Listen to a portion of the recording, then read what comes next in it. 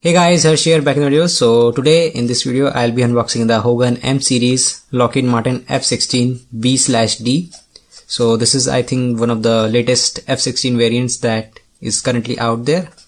I think UE has a more advanced one, but I'm not sure about that. So obviously this is in the scale 1 to 200 and this is going to be an absolutely tiny aircraft because F-16 in real life is only I think 15 or 16 meters long. So the diecast model of it in the 1 to 200 scale will be even smaller than that. So here is a brief description and missile layout of this aircraft, and this is the one of the reasons why I bought this aircraft. I mean, if it's not currently visible from here, but you will see how many missiles this aircraft packs. So let's just quickly unbox it and see what we get inside.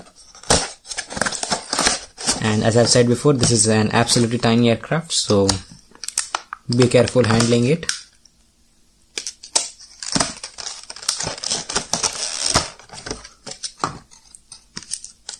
So here is the aircraft itself, and as you can see, it is quite a small aircraft, even smaller than my middle finger. So now let's take a closer look at it. Now I have to say that for the size of the aircraft, it is absolutely very nicely detailed all around. So let's start with the front of the plane. So we can see that it has a grey nose cone, very nicely detailed, along with some these things sticking out of the sides, which I'm not sure what these are, but still they look quite nice. And as you can see, this is a two-seater aircraft with the seats quite nicely visible from the outside. And if you look at the front, we can see we have the dashboard. So if we move to the sides of the cockpit, we can see we have some warning stickers and rescue options all around the cockpit on both the sides, as you can see. And I believe this is the gun port of the F-16 on the left side. So there is only one and none on the other side. So you can see that this section over here, the top section, is the thing that they have additionally added to this particular F-16 model. The later version did not have this thing sticking out. This was just a simple round body. And if you look closely, you can see that we have a turnable fuel port. So this is for the air-to-air refueling system, and they have quite nicely detailed it with the silver print, although I think it's a bit off from its designated spot. But at this size, I mean, what more we could expect. And the main part is the underneath of the aircraft. You can see how many missiles that this thing packs. So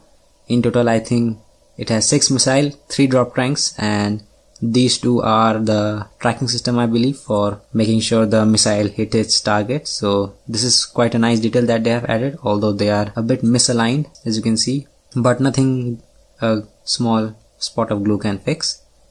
And as for the landing gear, you can see that it has a very low ground clearance because of this particular drop tank over here. So you can see that only a few inches, I believe, in the real life it has the ground clearance for it.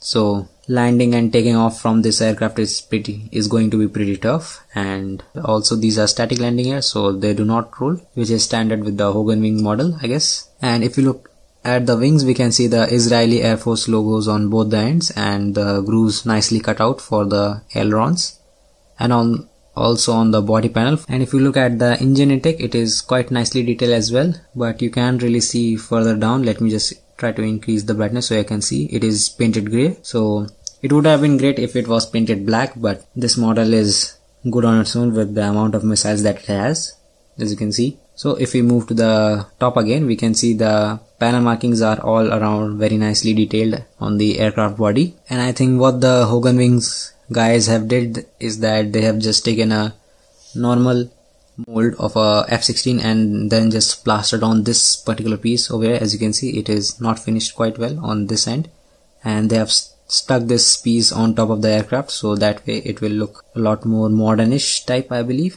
So you can see that there is also a crease here, which indicate that this is a separate piece. So I mean, this is called jugaad in our country, but still a pretty nice look that it gives to the aircraft. I will compare it to a normal F-16 and show you what the original body of the F-16 would look like. But now let's continue on with the review. So at the tail fin, we have a nice logo of the particular branch, I think, and the registration number printed quite nicely. And the rudder, for some reason, have this white and red stripes going on. I don't know for what purpose, but I'm sure some of you guys would know. So comment down below if you know. but this is quite strange to see on an aircraft. Then if you look at the elevators, they move as a whole part, so not really much going on over here except for the nicely cut out grooves which give them more detail both at the top and the bottom, as you can see. And then finally we have the engine exhaust, which is nicely silver painted in color and gives a very nice look to the aircraft all around. And if you look at the inside, we can see that we have the turbo fan also